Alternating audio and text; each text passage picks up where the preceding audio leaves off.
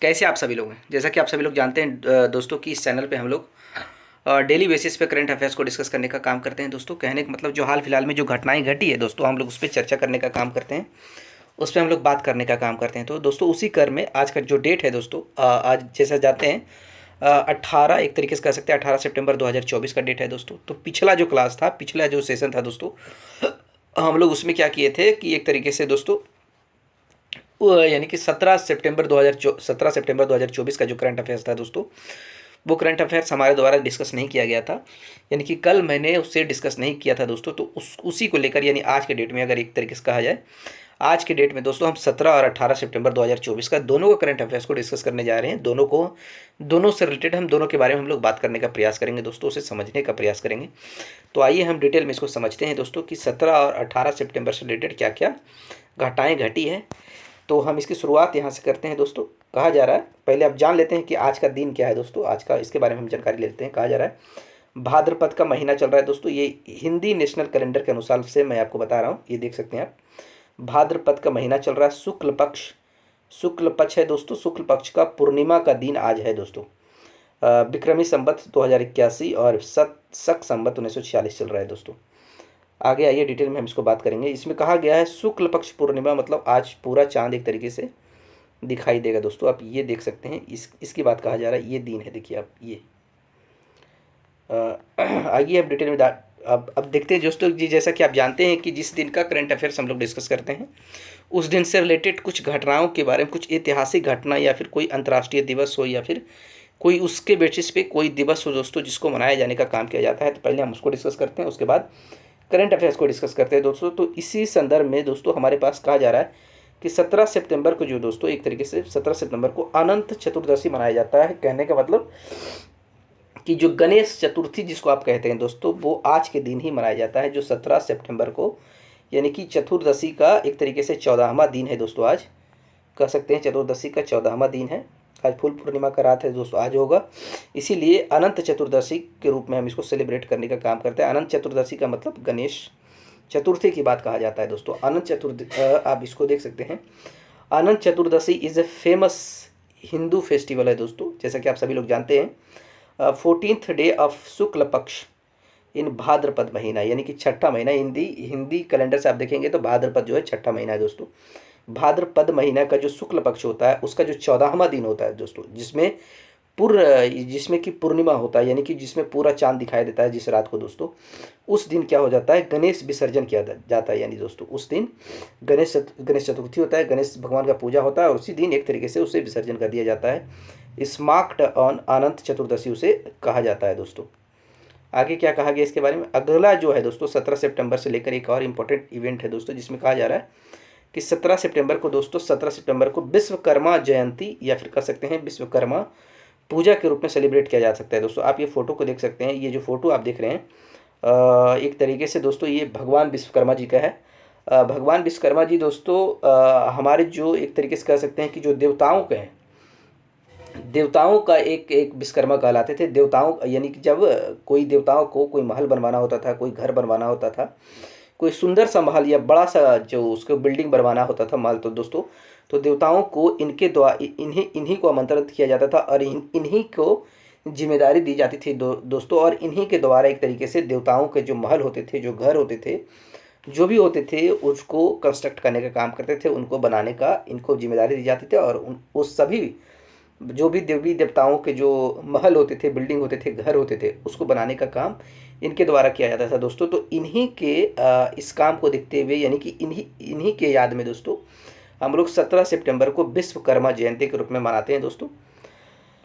इसके बारे में क्या कहा जाता है, अब आइए इसमें हम डिटेल में जानते हैं कि इसमें क्या क्या चीज़ें होता है दोस्तों। कहा जा रहा है कि एन इम्पॉर्टेंट फेस्टिवल है दोस्तों, जो डेडिकेटेड है लॉर्ड विश्वकर्मा, यानी भगवान विश्वकर्मा को हम इसमें एक तरीके से अर्पित करते हैं, हम लोग पूजा करने का काम करते हैं दोस्तों। जिन्हें कहा जाता है कि दुनिया का पहला दैवीय एक वास्तुकार थे दोस्तों, और कहा जा सकता है गॉड ऑफ क्रिएशन इसे कहा जाता है, कि यानी कि कंस्ट्रक्शन का भगवान कहा जाता है इनको, किसी निर्माण का देवता कहा जाता है। किसी चीज़ का निर्माण अगर कराना हो तो उसका ये सबसे उच्चतम कह सकते हैं, एक उच्चतम व्यक्ति हुआ करते थे, यानी इनको निर्माण का देवता भी कहा जाता है। और दुनिया का पहला एक दैवीय वास्तुकार थे, यानी कि एक बहुत ही सुंदर वास्तुकार थे कह सकते हैं आप दोस्तों। हर साल यानी 17 सितंबर 2024 के से मनाया जाता है। दिस डे कॉन्साइड्स विथ कन्या संक्रांति दोस्तों, यानी कि 17 सितंबर 2024 का कन्या संक्रांति होता है। कन्या संक्रांति का मतलब होता है दोस्तों कि इस दिन जो होता है सूर्य जो होता है दोस्तों जो सिंह राशि से बदलकर दोस्तों कन्या राशि में आ जाता है।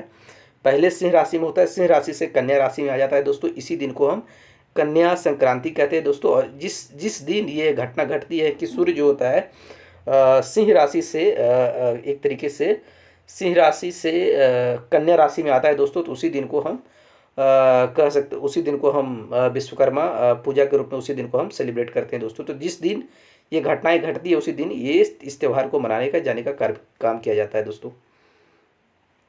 आगे देखते हैं क्या कहा जा रहा है कि इस दिन जो होता है ये जो खास दिन है दोस्तों, यानी विश्वकर्मा पूजा एक तरीके से कह सकते हैं क्राफ्ट्समैन के लिए, आर्किटेक्ट्स के लिए, इंजीनियर्स के लिए और मैकेनिक्स के लिए बहुत खास होता है। यानी क्राफ्ट्समैन यानी जो एक शिल्पकार जो होते हैं दोस्तों, या जो वस्तुकला होते हैं, या फिर कोई इंजीनियर्स होता है, या फिर कोई मैकेनिक्स होता है जिसके पास मशीन्स होता है, या फिर जिसके पास टेक्नोलॉजी होता है दोस्तों, यानी कि जिसके पास लोहा का सामान होता है, वास्तुकला के जो चीज़ें होती है दोस्तों, वो लोग क्या करते हैं उसे पूजने का काम करते हैं और उसे सेलिब्रेट करने का काम करते हैं दोस्तों। आगे कहा जा रहा है कि 17 सितंबर को एक और महत्वपूर्ण है एक महत्वपूर्ण दिन है दोस्तों जिसे मनाया जाता है। कहा जाता है 17 सितंबर को वर्ल्ड पेशेंट सेफ्टी डे के रूप में मनाया जाता है दोस्तों। यानी कि इसमें कहा जाता है कि जितने भी एक तरीके से जो रोगी हैं, जो बीमार लोग पड़े हैं दोस्तों, उसकी सुविधा की बात की जाती है, उसकी सुरक्षा की बात की जाती है दोस्तों। इसका थीम था कि improving the diagnosis for the patient safety, यानी कि जो बीमार लोग हैं, जो रोगों से ग्रस्त लोग हैं दोस्तों, उनको उनके सेफ्टी के लिए, उनके सुरक्षा के लिए अच्छा बीमारी का इलाज ढूंढा जाए। यानी कहने का मतलब यही हुआ कि बीमारी का एक अच्छा इलाज ढूंढा जाए। जो भी दुनिया में बीमारी है दोस्तों, यानी जो भी लोगों जिस बीमारी से लोग परेशान हैं, जिस बीमारी से लोग सफ़र कर रहे हैं, उसको लेकर एक अच्छा डायग्नोसिस ढूंढा जाए, यानी कि उसकी इलाज को ढूंढा जाए, एक अच्छा इलाज को जुगाड़ किया जाए, उसका अच्छा सुविधाजनक उसके रास्ते निकाले जाए दोस्तों, जिससे एक तरीके से पेशेंट को क्या हो सुरक्षित किया जा सके। इसका स्लोगन भी है दोस्तों, get it right make it safe. कहा जाता है कि पहले आप कोई अच्छा सा एक तरीके से इसका जो कोई भी बीमारी को ठीक करने के तरीके को आप अपना, उसके बाद इसकी सेफ्टी की बात करो दोस्तों। इसका स्लोगन यही है। वर्ल्ड हेल्थ ऑर्गेनाइजेशन द्वारा इसे 2019 में इसकी शुरुआत की गई थी दोस्तों। ये इंपॉर्टेंट था इसलिए मैंने आपको उसको डिस्कस किया। अगला कहा जा रहा है कि 17 सितंबर से ये दोस्तों, लेकिन अगले एक और घटना है जिसके बारे में बात कहा जा रहा है। कहा तेलंगाना ने 17 सितंबर को प्रजा पालन डे के रूप में सेलिब्रेट करने का काम किया गया है दोस्तों। कहा गया है कि तेलंगाना में 17 सितंबर को प्रजा पालन डे के रूप में मनाया जाएगा। कहने का मतलब है यह जो दिन होगा दोस्तों 17 सितंबर, लोगों का शासन का दिन होगा। इस दिन पर लोगों का अधिकार होगा, तेलंगाना के लोगों का अधिकार होगा दोस्तों। इसके पीछे क्या कहानी है इसके भी जान लेते हैं। कहा जा रहा है जो तेलंगाना है दोस्तों वो हैदराबाद में पड़ता है, यानी हैदराबाद का ये इलाका है दोस्तों। कहा जा रहा है कि 1948 में दोस्तों, 17 सितंबर 1948 में, उस समय जो हैदराबाद एक प्रिंसी स्टेट हुआ करता था दोस्तों, जो कि निज़ाम के अंदर आता था, यानी वहाँ का राजा निजाम हुआ करता था दोस्तों। तो उस जो प्रिंसली स्टेट हैदराबाद था दोस्तों, उसको एक तरीके से ऑपरेशन पोलो की मदद से दोस्तों इंडियन यूनियन में मिलाए जाने का काम किया गया था, उसे भारत का हिस्सा बनाने का काम किया गया था दोस्तों। यानी कहा जाता है कि आज़ादी के 13 महीने तक दोस्तों, ऐसा कहा जाता है कि आज़ादी के 13 महीने तक जो हैदराबाद था दोस्तों एक इंडिपेंडेंट इंडिया का हिस्सा नहीं था। यानी कि भारत का आज़ाद तो हो चुका था, लेकिन आज़ादी के बाद भी भारत का हिस्सा नहीं था दोस्तों। उस पर भी एक तरीके से कहा जाए कि निज़ाम का रूल चलता था, निज़ाम लोगों का शासन चलता था। उस समय हैदराबाद का निज़ाम हुआ करते थे मीर ओस्मान अली शाह, जो उस पे शासन करने का काम करते थे दोस्तों। तो उसमें जो है 1948 17 सितंबर 1948 को इस ऑपरेशन पोलो के तहत वो इंडियन यूनियन में उसे मिलाए जाने का काम किया गया था दोस्तों। इसीलिए इसे सेलिब्रेट किया जाता है आज का दिन। कहा जाता है कि एक यानी कि लोगों का दिन है दोस्तों। इन 2023 में इसके बारे में बात किया गया था। कहा जाता है कि 2023 में डिसाइड किया गया था, उस समय की सरकार ने डिसाइड किया था कि 17 सितंबर को हम नेशनल इंटीग्रेशन डे के रूप में मनाएंगे। इंटीग्रेशन का मतलब इसी दिन क्या था, हैदराबाद को प्रिंसली स्टेट से इंडियन यूनियन में मिलाने का काम किया गया था। The union government on the other hand, दूसरे साइड में, decide to celebrate it as a Hyderabad liberation day, यानी कि हैदराबाद की आज़ादी के रूप में आप कह सकते हैं कि हैदराबाद को आज़ाद एक तरीके से इसी दिन आज़ादी मिली थी दोस्तों, इसलिए हम हैदराबाद लिबरेशन डे की बात कहा जा रहा है। आप यहाँ पे देख सकते हैं हैदरा डे एसोसिएशन डे उस दिन को कहते हैं कि 13 सितंबर 1948 वह दिन था दोस्तों। At the order of iron man, Sardar Bhai Vallabh Patel के इशारे पे दोस्तों इंडियन आर्मी द्वारा एक कैंपेन शुरू किया गया था जिसे हम ऑपरेशन पोलो कहते हैं। इस ऑपरेशन पोलो को सरदार भाई पटेल, उस समय सरदार भाई पटेल हमारे होम मिनिस्टर हुआ करते थे दोस्तों, तो उनके कहने पर दोस्तों ये ऑपरेशन चलाया गया था। इसी के तहत जो है हैदराबाद को इंडियन यूनियन में मिलाए जाने का काम किया गया था। उस समय इस जो ऑपरेशन था इसको लीड करने वाले थे, इनका नाम था दोस्तों मेजर जनरल JN चौधरी। जो इतना ही था दोस्तों। उम्मीद करते हैं आपको सभी को अच्छे से समझ में आया होगा। अगला जो है दोस्तों, अगला अब जो देखिए यहाँ पे 17 सितंबर से रिलेटेड जितनी भी घटनाएं थी दोस्तों वो खत्म हो चुका है। एक इंपॉर्टेंट डे जो था वो खत्म हो गया। अब 18 सितंबर से लेकर अगर हम बात करें तो 18 सितंबर को कहा जाता है दोस्तों कि वर्ल्ड बम्बू डे के रूप में मनाया जाता है, जिसे आप बांस कहते हैं दोस्तों। आप इसको देखा होगा ना आपने, आप सभी के अगल बगल, अगर आप गाँव ग्रामीण इलाकों में होंगे तो आपके घर के अगल बगल इस तरीके का जो बांस होता है दोस्तों आपको देखने को मिला होगा दोस्तों। 2009 में इसे डिक्लेयर किया गया था मनाने के लिए। इसका थीम है दोस्तों next generation bamboo solution innovation and design. कहा जा रहा है कि अगले जनरेशन को एक तरीके से बम्बू से रिलेटेड जो समस्याएं हैं दोस्तों उसको उस पर सोल्यूशन ढूंढना है दोस्तों। उसमें और इनोवेशन यानी उसमें जो भी चीज़ें बदलाव किया जा सकता है उससे बदलाव करने का काम किया जाएगा और उसे एक तरीके से डिज़ाइन करने, मतलब अगर उसका कहीं इस्तेमाल होता है तो उस तरीके से उसमें एक तरीके से बढ़ावा दिया जाएगा दोस्तों। अगला जो है 18 सितंबर से रिलेटेड अगर हम बात करें दोस्तों तो इसमें जो एक तरीके से इंपॉर्टेंट डे है वो अगले के रूप में आता है। कहा जाता है कि 18 सितंबर को ही इंटरनेशनल इक्वल पे डे के रूप में मनाया जाता है दोस्तों। यहाँ पे कहा जा रहा है इंटरनेशनल इक्वल पे डे का मतलब हुआ दोस्तों कि अगर कोई जगह है, अगर किसी ऐसा स्थान है दोस्तों जहाँ पर किसी प्रकार का काम किया जा रहा है, तो अगर उसमें महिला काम कर रही है और पुरुष काम कर रहा है दोस्तों, अगर दोनों के द्वारा काम किया जा रहा है तो कहा जा रहा है कि अगर एक ही काम महिला और पुरुष के द्वारा किया जा रहा है दोस्तों तो जो अमाउंट होता है, जो वेतन भत्ता होता है दोस्तों, वो भी पुरुष और महिला को बराबर मिलना चाहिए दोस्तों। उसके बारे में कहा गया, उसके बारे में जागरूकता फैलाने के लिए दोस्तों उस चीज़ उससे रिलेटेड जो एक तरीके से डिस्क्रिमिनेशन है सोसाइटी में उसको खत्म करने के लिए इंटरनेशनल इक्वल पे डे के रूप में सेलिब्रेट किया जाता है दोस्तों। Represents the long slides efforts towards the achievement of equal pay for work of equal value. कहा जाता है दोस्तों कि अगर किसी ने अगर इक्वल वैल्यू के लिए अगर काम कर रहा है, अगर बराबर एफर्ट लगा रहा है कोई काम करने में, अगर उसका एक जितना एक पुरुष का मेहनत अगर उतना ही एक महिला का मेहनत है दोस्तों तो बराबर पैसा मिलना चाहिए दोनों को, इसके बारे में कहा गया है। कहा जा रहा है दोस्तों कि achieving equal pay is an important milestone होगा फॉर ह्यूमन राइट्स और जेंडर इक्वलिटी। जिस दिन इस तरीके का अगर चीज़ें हो जाएगी दोस्तों तो एक तरीके से जेंडर यूटिलिटी के रूप में इसे एक्सेप्ट किया जाएगा और ह्यूमन राइट्स के क्षेत्र में एक बहुत बड़ा काम होगा दोस्तों। The United Nations mark the first international day for equal pay on 18 सितंबर 2020 को पहली बार इसकी शुरुआत की गई थी दोस्तों। तब से इसे सेलिब्रेट करने का काम किया जा रहा है। आगे देखते हैं क्या है दोस्तों। आगे कहा जा रहा है दोस्तों कि PM मोदी द्वारा, जो हमारे प्राइम मिनिस्टर है दोस्तों, उनके द्वारा कहा जा रहा है कि प्राइम मिनिस्टर ने नरेंद्र मोदी बिल लॉन्च नहीं ऑलरेडी लॉन्च कर चुके हैं। उड़ीसा के एक इम्पॉर्टेंट स्कीम है दोस्तों जो कि एक विमेन सेंट्रिक है, यानी कि सिर्फ महिलाओं के लिए है, जिसको कहा जा रहा है सुभद्रा स्कीम के नाम से जाना जाता है। ऑफरिंग 50,000 यानी 50,000 एलिजिबल बेनिफिशियरीज 21 से लेकर 60 साल की महिलाओं के 21 से 60 साल के बीच में जितने भी महिलाएं हैं दोस्तों उसको 5 साल के लिए 50,000 का दोस्तों एक तरीके से एक्स्ट्रा एक फाइनेंशियल एक असिस्टेंस के रूप में प्रोवाइड करने का काम किया जाएगा दोस्तों इस स्कीम के थ्रू। आइए हम इसके बारे में डिटेल में समझते हैं क्या कहा गया है।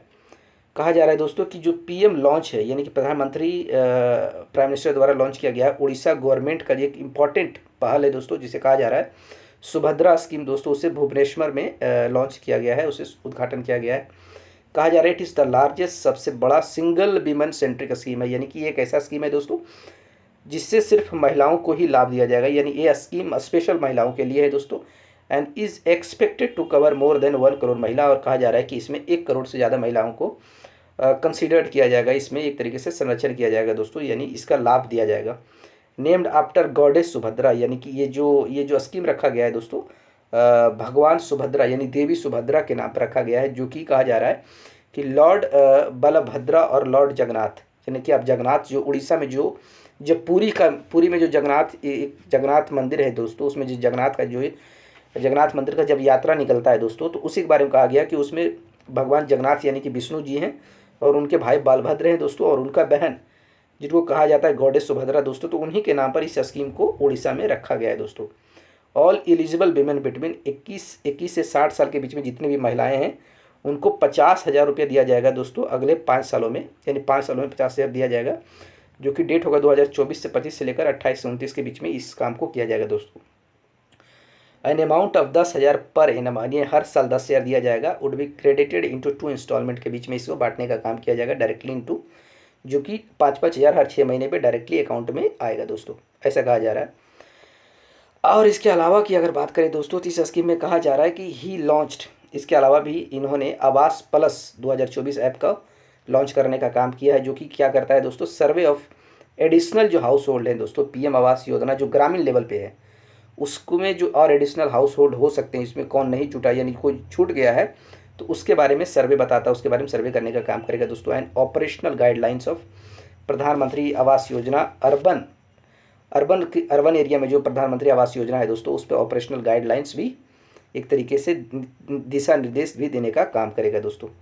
आगे देखिए अगला क्या है दोस्तों, इसमें कहा जा रहा है कि एक जर्नलिस्ट हैं दोस्तों, जिनको आप देख सकते हैं प्रदीप के साहा है, इनके द्वारा एक किताब लिखी गई है दोस्तों, जिसका किताब का नाम है द लर्निंग ट्रैप। आपने अभी एक बायजू से रिलेटेड एक घटना देखा होगा दोस्तों। बायजू हमारे पास एक, हमारे देश में दोस्तों एक बायजू नाम का एक एजुकेशनल चैनल था, बायजूस नाम का दोस्तों एक एजुकेशनल हब हुआ कर, मतलब एजुकेशन से रिलेटेड एक टेक्नोलॉजिकल एक कह सकते हैं एक टेक्नोलॉजिकल प्लेटफॉर्म था दोस्तों, जो एजुकेशन से रिलेटेड चीज़ों को, यानी कि जो कोचिंगें होती हैं, ऑनलाइन कोचिंगें होती है दोस्तों, उसके बारे में डिस्कस करता था। उस तरीके का जो सुविधा होता है कोचिंग से रिलेटेड, जो सुविधा होता है यूपीएससी, आईटी, नेट, पीएम2, इस तरीके का एक तरीके से फैसिलिटी देने का काम करता था दोस्तों इस देश में। तो बायजूस जो था दोस्तों, उस जो कंपनी था दोस्तों, उसका अगर शुरुआत में जब वो लॉन्च हुआ था दोस्तों, तो उसका जो ग्रोथ देखा गया था दोस्तों, बहुत तेज़ी से बहुत ऊंचाई तक जाने का काम किया था दोस्तों, उसमें बहुत विकास देखा गया था दोस्तों। लेकिन हाल फिलहाल के अगर समय में देखा जाए दोस्तों, तो ठीक उसी के बाद उसमें बहुत तगड़ी तरीके से उसी जिस रफ्तार से उसमें ऊंचाई देखा गया था दोस्तों, उसी रफ्तार से वो कंपनी एक तरीके से शट डाउन हो गई दोस्तों, इंसॉल्वेंट हो गई दोस्तों। वो आज इसी स्थिति में है दोस्तों कि वो अपना पैसा भी चुका नहीं पा रही है, अपना कर्ज भी नहीं चुका पा रही है दोस्तों। इस स्थिति में बायजू का कहानी आ चुका है, यानी कि एक तरीके से बायजू एक तरीके से कहा जा रहा है दोस्तों कि एक ऐसा कंपनी, एजुकेशन कंपनी था दोस्तों, एजुकेशन टेक्नोलॉजी कंपनी था दोस्तों, जो कि पूरी तरीके से फेल हो गया था। उसी के बारे में एक किताब लिखा हुआ है दोस्तों, इसी इंसिडेंट पे एक किताब लिखा हुआ है दोस्तों का, इसका जो बुक का नाम है, टाइटल है दोस्तों, कहा जा रहा है learning trap, how Byju's took Indian education tech for a ride. इसके बारे में कहा गया है दोस्तों। इसका ऑथर है प्रदीप के साहा, आप इस इमेज में देख सकते हैं, इनको सम्मानित किया गया है। ये जो बुक लिखे हैं, ये बुक जो है बायजूस के जर्नी के बारे में लिखा गया कि किस तरीके से वो सफलता हासिल किया है, और ठीक उसी प्रकार से उसकी एक तरीके से विफलता देखा गया, जो कि बिल्कुल ज़मीन पर आग, यानी कि उसी तरीके से वो फेल भी हो गया है दोस्तों। इसी के बारे में लिखा गया, इनके द्वारा लिखा गया बुक का जो सब्जेक्ट है वो वही है दोस्तों। It is an investigative work on how the $multi-billion valuation company fumbled and is now fighting for survival. इसी के बारे में मैंने आपको बताया हूँ कि जो बायजूस किस तरीके से अभी हाल फिलहाल में अगर उसकी स्थिति देखा जाए दोस्तों, तो सर्वाइव करने के लिए उसे सोचना पड़ रहा है दोस्तों। इसी के बारे में किताब लिखा गया, इसी के बारे में न्यूज़ भी था दोस्तों। अगला क्या कहा जा रहा है, अगला जो न्यूज़ है दोस्तों, उसमें कहा जा रहा है कि इंडियन नेवी ने एक कमीशन किया है। कमीशन का मतलब ऑलरेडी शुरुआत कर चुका है दोस्तों।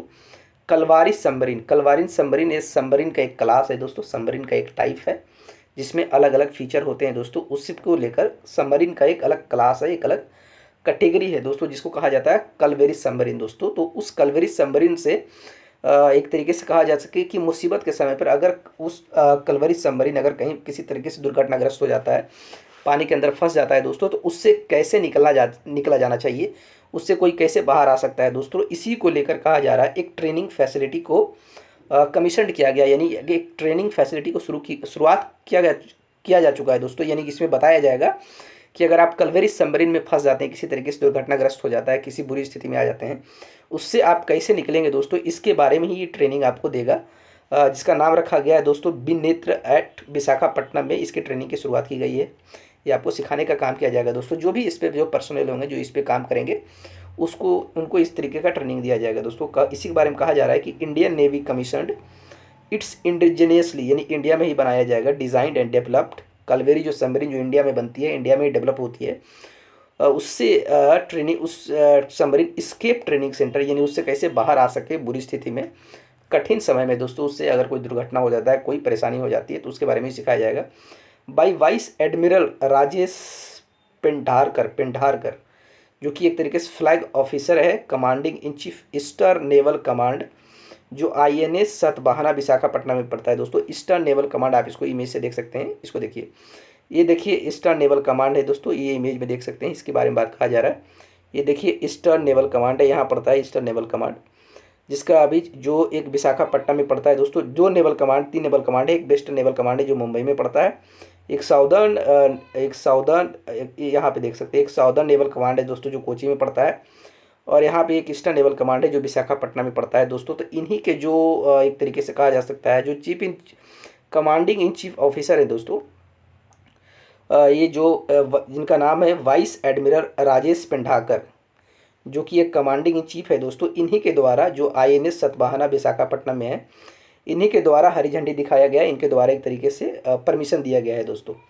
एल&टी डिफेंस है कंस्ट्रक्टेड द कालवेरी सबमरीन इसके ट्रेनिंग फैसिलिटी, ये जो फैसिलिटी दिया जा रहा है, ये जो इंस्टीट्यूट बनाया जा रहा है दोस्तों, Libre and training, L&T defence द्वारा इसे बनाने का काम किया गया है, जो कि बिनेत्रा यानी कि एक तरीके से ट्रेनर का काम करेगा दोस्तों।